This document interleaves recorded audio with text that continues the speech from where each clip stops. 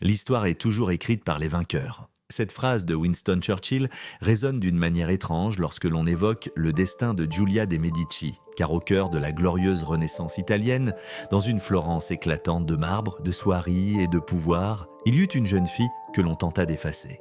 Une enfant née dans l'une des familles les plus redoutées d'Europe, mais dont le visage, la peau et l'origine dérangeaient tant qu'on finit par la dissimuler, parfois même sous des couches de peinture. À cette époque, le nom des Médicis suffisait à faire trembler les cités rivales. Pourtant, derrière l'apparat, les intrigues et les alliances se cache une histoire plus sombre, presque murmurée, celle d'une princesse oubliée, héritière d'un sang mêlé que la cour n'assumait pas. Son existence semble n'avoir tenu qu'à un fil, surtout après une nuit glaciale de janvier 1537. Une nuit où son père, le tout-puissant Alessandro de Medici, fut attiré dans un piège mortel par l'un de ses plus proches parents. Et c'est précisément à partir de ce drame, de ce premier secret, que commence le long chemin vers l'ombre. Car pour comprendre qui était vraiment Giulia et pourquoi on voulut tant la faire disparaître, il nous faut remonter aux origines de son sang. Un héritage que Florence n'a jamais complètement accepté. Pour comprendre la place singulière qu'occupa Giulia de Medici dans l'histoire, il faut revenir bien avant sa naissance, à une époque où chaque goutte de sang, chaque lignée, chaque rumeur pouvait décider de la valeur d'un être humain. Dans l'Italie du XVIe siècle, la couleur de peau demeurait un signe visible parfois redouté, souvent mal compris. Et c'est précisément dans ce contexte qu'apparut son père, Alessandro de Medici, un homme dont l'existence même bousculait les codes d'une société obsédée par la pureté des origines. Né en 1110, Alessandro grandit entouré de murmures. Les documents officiels affirmaient qu'il était le fils de Lorenzo de Medici, duc d'Urbino. Mais trop de détails, trop de gestes, trop de faveurs inhabituelles accordées par une seule personne semèrent le doute. Giulio de Medici, le futur pape Clément VII, semblait le traiter comme un fils.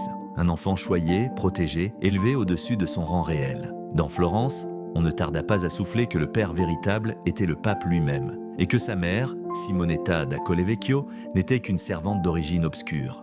On la disait parfois italienne, parfois d'ascendance africaine, parfois même esclave, comme si chaque récit cherchait à expliquer la peau un peu plus sombre du jeune Alessandro. Ce teint qui tranchait au milieu des palais toscans lui valut un surnom qui ne quitta jamais les archives. Il Moro, Guaidagen, le mort. Certains l'utilisaient avec mépris, d'autres avec fascination. À une époque où les Médicis cherchaient à s'imposer comme dynastie, cette différence visible devenait arme et faiblesse à la fois. Un motif d'injure dans les couloirs secrets, mais aussi un signe distinctif qui le rendait inoubliable. Plus les rumeurs enflaient, plus Alessandro semblait gagner en pouvoir, comme si sa singularité l'obligeait à se hisser encore plus haut pour faire taire les langues les plus perfides. Sous l'aile de Giulio, il reçut l'éducation d'un prince.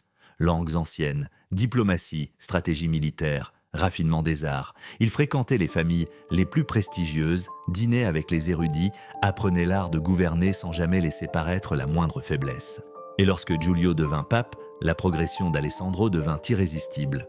Florence, qu'il avait un temps rejeté, dut s'incliner devant ce fils autrefois illégitime devenu chef de l'État en 1531, puis duc héréditaire en 1532. Pourtant, derrière sa stature de souverain, il continuait de porter en lui l'ombre de ses doutes sur sa naissance.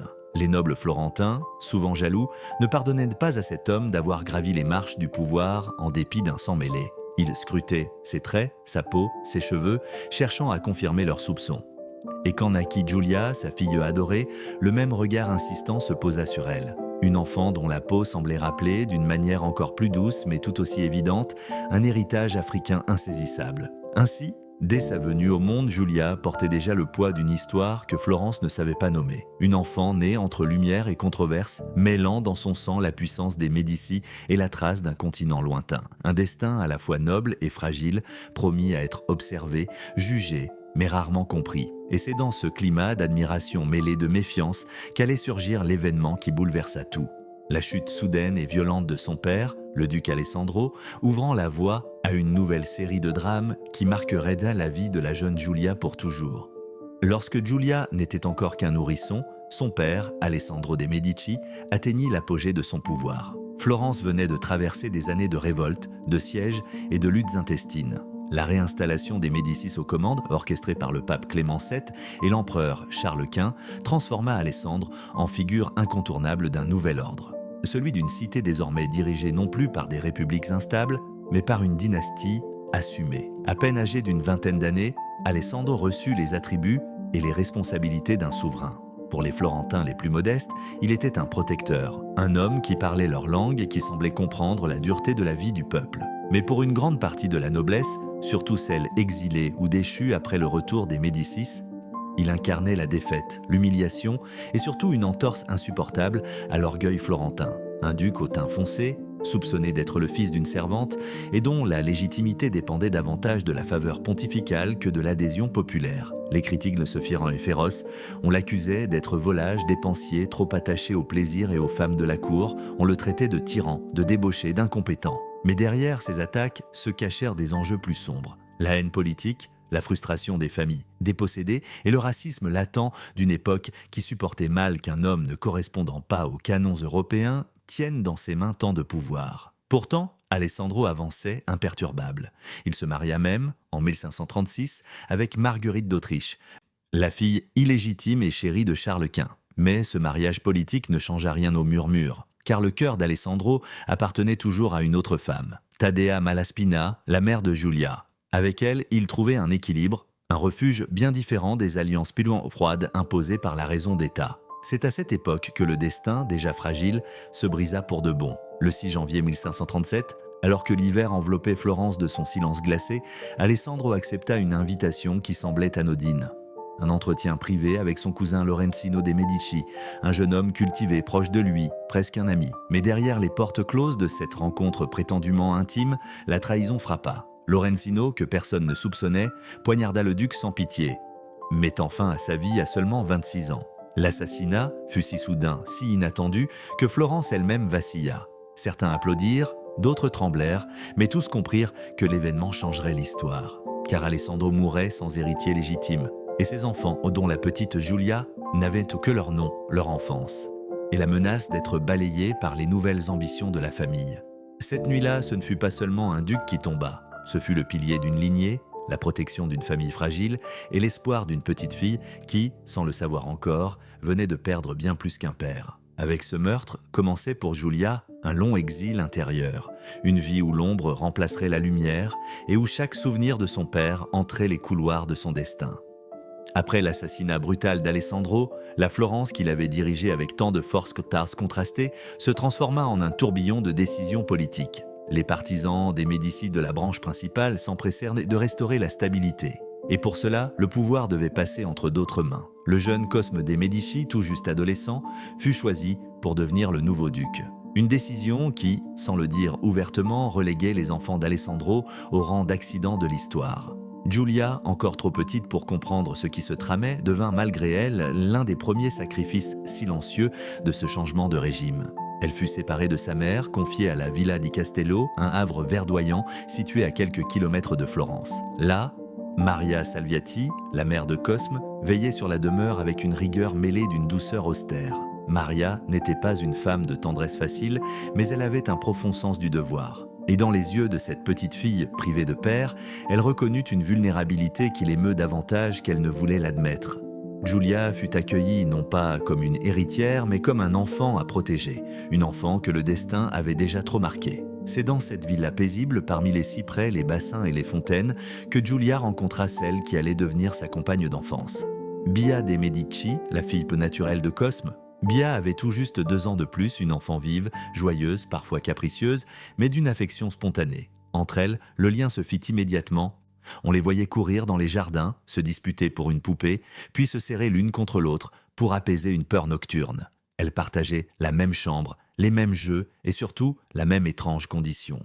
Être aimé sans être tout à fait reconnu. Dans leur monde d'enfants, les questions de rang et de sang n'avaient pas encore de poids. Mais dans les regards des servantes, des précepteurs, parfois dans les remarques chuchotées au dîner, Giulia percevait une nuance qu'elle ne comprenait pas encore. Bia, blonde et lumineuse, rappelait les traits habituels des Médicis. Giulia, avec ses boucles sombres, sa peau ambrée et ses yeux profonds, attirait un autre type d'attention. On la contemplait avec curiosité, parfois avec hésitation, comme si l'on cherchait en elle l'écho d'un secret que personne n'osait nommer à voix haute. La vie aurait pu continuer ainsi, douce malgré les ombres, si le destin n'avait pas, une fois encore, frappé là où il blessait le plus. En février 1542, une terrible fièvre frappa la villa. Les médecins se succédèrent, impuissants. Giulia, âgée d'environ 7 ans, lutta et survécut. Mais Bia, frêle et épuisée, s'éteignit doucement dans les bras de ceux qui l'aimaient. Sa disparition laissa un silence lourd dans la maison, un vide que rien ne put jamais combler. Pour Giulia, ce fut la première grande blessure de son cœur, la perte de sa sœur de cœur, de sa confidente, de son unique amie. Dans les jours qui suivirent, Maria Salviati veilla sur Giulia comme sur un dernier souvenir précieux de Bia. Mais malgré cette affection, Giulia comprit que le monde pouvait changer en un instant, qu'on pouvait perdre son père, sa maison, puis la personne qui vous tenait le plus chaud dans la nuit. Dans les couloirs de Castello, sa silhouette frêle devint plus silencieuse, plus attentive, comme si l'enfance avait glissé trop tôt entre ses doigts. Les années passèrent et Giulia quitta doucement l'ombre de son enfance pour entrer dans celle, plus subtile encore, de l'adolescence. À la Villa di Castello, comme au Palais ducal, chacun voyait en elle bien plus qu'une simple orpheline placée sous la protection des Médicis. Elle était, qu'on le veuille ou non, la fille du défunt Alessandro, l'ultime trace vivante d'un duc aimé par certains, détesté par d'autres, et dont la mort violente pesait encore dans l'air. Cette filiation lui conférait un statut ambigu, trop noble pour être ignorée, trop différente pour être pleinement acceptée. Pourtant, Giulia se distingua très vite. Les précepteurs louaient son esprit vif, sa mémoire étonnante, sa capacité à assimiler les langues, la musique et les arts avec une facilité presque déconcertante. Maria Salviati veillait à ce qu'elle reçoive l'éducation d'une demoiselle de haute lignée. Danse, maintien, broderie, lettres humanistes, toutes ces disciplines qui façonnaient les jeunes femmes destinées à briller dans les cours italiennes. Mais chez Giulia, cette politesse exigeante se mêlait à une fierté tranquille qui rappelait, à ceux qui l'avaient connu, le tempérament d'Alessandro lui-même. Son visage, trop souvent observé, trahissait des traits qui n'appartenaient pas au standard de beauté florentin. Une peau chaude, légèrement plus sombre, des boucles épaisses, un regard profond et brillant. Certains y voyaient une singularité remarquable, d'autres, un rappel amer de ce passé que l'on préférait taire. Dans les couloirs du palais, les mêmes phrases revenaient, murmurées derrière un éventail ou une porte entrebâillée. Elle ressemble à son père, peut-être trop. Son sang n'est pas seulement florentin, n'est-ce pas?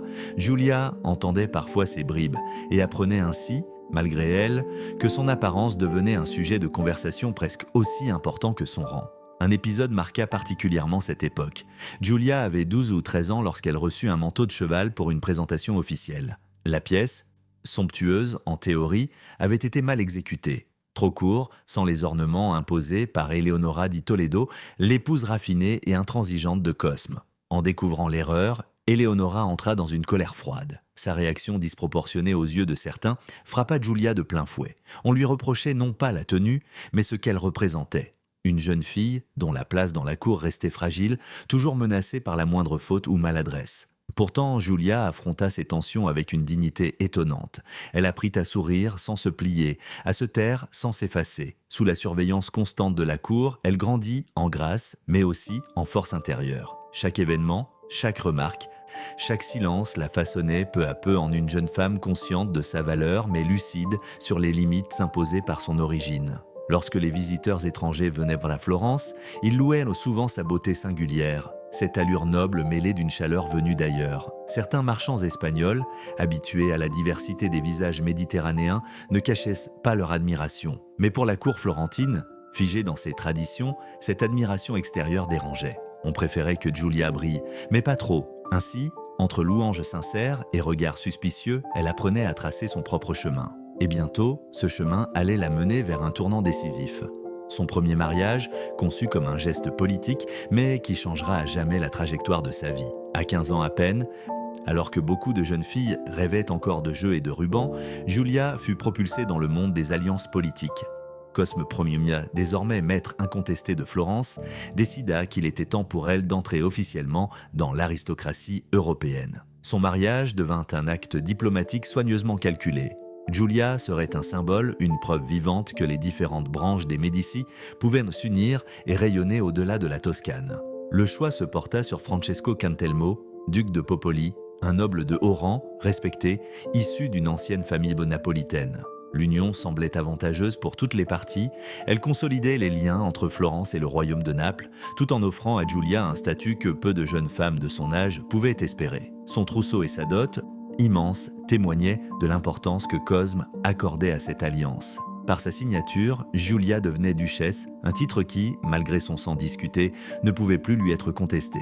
Pour la jeune femme, ce mariage fut une transition brutale mais lumineuse. On la vit apparaître dans les salons, droite et sereine, vêtue de riches étoffes, parfaitement formée au code de la cour. Ceux qui l'avaient connue enfant la trouvaient transformée, plus réservée mais aussi plus assurée. Sa beauté, singulière et douce, attirait les regards. Son époux, Francesco, semblait apprécier sa sensibilité, son esprit et surtout cette force discrète qui l'habitait. Pendant quelques années, elle connut une stabilité nouvelle, presque inattendue. Pourtant, le destin refusa de la laisser goûter longtemps à cette tranquillité. En 1955, à peine 5 ans après leur union, Francesco mourut brutalement. Les chroniques restent du flou sur les causes exactes, mais la nouvelle frappa Giulia comme un éclair. Elle se retrouva veuve avant même d'avoir 20 ans. Dans son chagrin, elle commanda un portrait auprès d'Alessandro Allori, l'un des grands maîtres florentins. Sur la toile, Giulia apparaît grave, droite, fière malgré la souffrance. À côté d'elle, un fauteuil sculpté intrigue encore les historiens. Pour certains, il symbolise les montagnes saintes de la chrétienté. Pour d'autres, il s'agirait d'un message subtil en défense de ses origines maternelles, souvent contestées. Comme si, par cette peinture, Giulia répondait silencieusement aux murmures sur son sang. Veuve, isolée mais jamais soumise, elle prit alors un chemin inattendu, celui de la foi, de la réflexion et d'une renaissance intérieure qui l'amènerait vers un second mariage et vers l'un des épisodes les plus mystérieux de son héritage. À mesure que Giulia avançait dans sa vie de jeune veuve, un autre événement, bien plus silencieux mais infiniment révélateur, se déroulait loin d'elle dans l'atelier d'un maître florentin. Un événement qui, des siècles plus tard, deviendrait la clé d'un mystère, celui de sa disparition volontaire de l'histoire visuelle de la Renaissance. Il s'agit du célèbre portrait peint par Pontormo, Maria Salviati avec un enfant. Pendant des générations, les visiteurs ne voyaient qu'une seule figure clairement identifiable.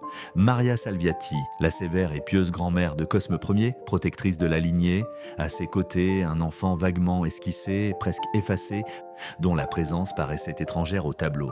La plupart des historiens supposèrent qu'il s'agissait d'une maladresse, d'un rajout ou même d'un repentir de l'artiste. Ce n'est qu'en 1937, lors d'une restauration minutieuse, qu'un secret longtemps enfoui ressurgit. Sous des couches de peinture superposées, on découvrit que l'enfant avait été volontairement recouvert. Et lorsque les pigments furent retirés, le visage apparut doucement, celui d'une petite fille au teint ambré, aux traits rappelant étonnamment Alessandro de Médicis. Immédiatement, les spécialistes comprirent ce que Florence avait tenté de dissimuler.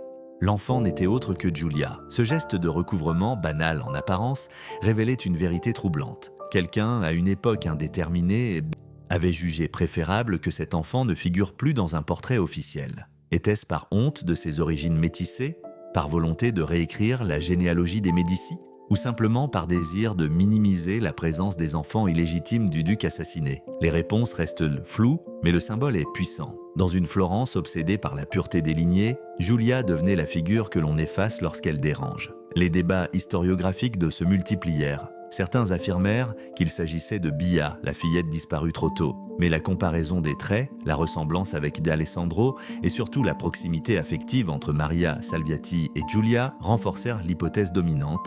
Le portrait effacé appartenait bel et bien à la jeune fille au sang mêlé. Ainsi, ce tableau restauré offrait bien plus qu'une image, il devenait la preuve tangible d'une tentative d'oubli, une métaphore poignante de la vie de Giulia, présente mais rarement montrée. Importante, mais souvent reléguée à la marge. Et tandis que l'art révélait l'effacement, la vie de Giulia s'apprêtait, elle aussi, à prendre un nouveau tournant. Un second mariage l'attendait, et avec lui la fondation d'une lignée destinée à traverser les siècles. Après les épreuves qui avaient marqué sa jeunesse, Giulia trouva enfin une forme de stabilité. En 1559, elle épousa Bernardetto de Medici, un cousin de Cosme Ier. Cette union, moins politique et plus harmonieuse que la première, lui permit de reconstruire une vie nouvelle. Installée à Naples, loin des intrigues florentines, elle administra des domaines, soutint des institutions religieuses et participa activement à la vie culturelle locale. En 1560, elle donna naissance à un fils qu'elle prénomma Alessandro en hommage à son père. Un geste discret mais chargé de sens, comme une manière de redonner une place à celui que l'histoire avait trahi. Les années napolitaines furent pour elle un refuge. Giulia y déploya cette force tranquille qui l'avait toujours habitée.